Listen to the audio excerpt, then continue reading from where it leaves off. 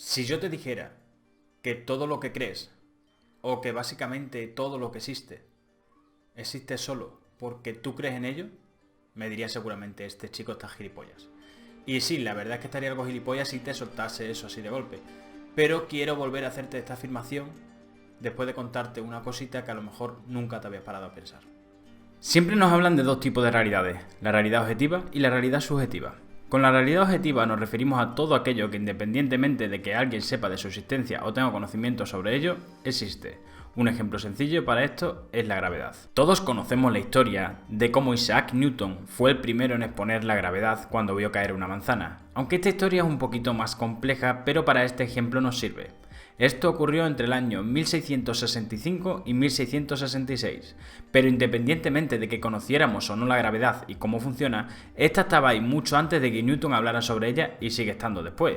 Dando igual que la desconozcas o no creas en ella, la gravedad existe y te afecta. Punto. Eso es una realidad objetiva, algo que independientemente de que tengamos o no conocimiento de ello, creamos o no en ello, existe. La otra realidad es la subjetiva. La realidad subjetiva se definiría como algo que existe porque tú crees en ello, tú crees que existe y para ti es real. Imagina por un momento que tienes un dolor muy fuerte en la cabeza, vas al médico y después de hacerte 5000 pruebas diferentes te dicen que no tienes nada.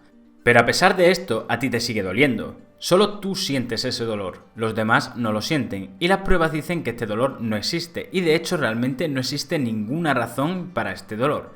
Pero para ti este dolor es real. Esto sería una realidad subjetiva.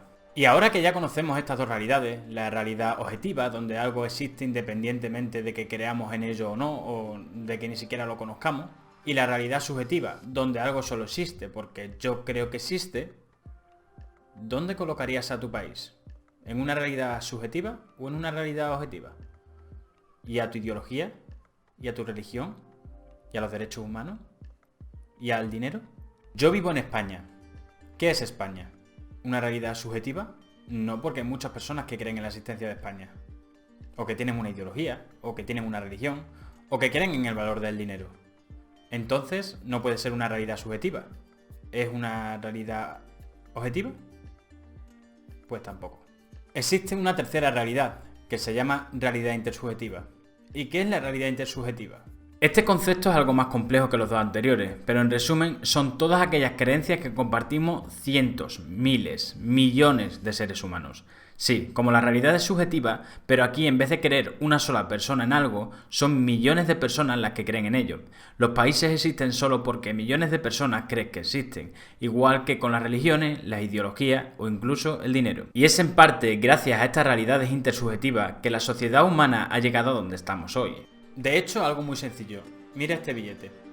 Este es un billete de 20 euros, pero en realidad es un trozo de papel. Tiene un valor de 20 euros porque tanto yo como el resto del mundo creemos que este billete tiene un valor de 20 euros. Pero repito, es un trozo de papel. Pero ¿qué ocurriría si ahora voy a la frutería y a la hora de pagar con el billete el frutero no cree en el valor del billete? Bueno, pues voy a otra frutería. Pero, ¿y si ningún frutero ni ninguna persona en el mundo creyese en el valor de este billete? Pues simplemente el billete no tendría valor. Somos la sociedad humana quien le da valor a ese billete, pero por sí mismo no sirve absolutamente de nada. Durante miles de años, las religiones han aparecido y desaparecido según la cantidad de personas que creyeran en ellas.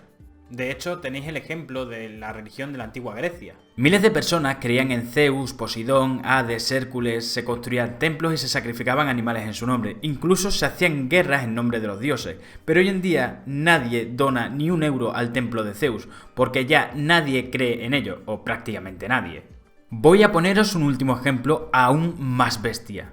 Imaginar por un momento que toda la humanidad se olvida de los países, que no recuerda ni una sola frontera, y que a la vez se eliminan todos y cada uno de los documentos e imágenes que tengamos sobre los países.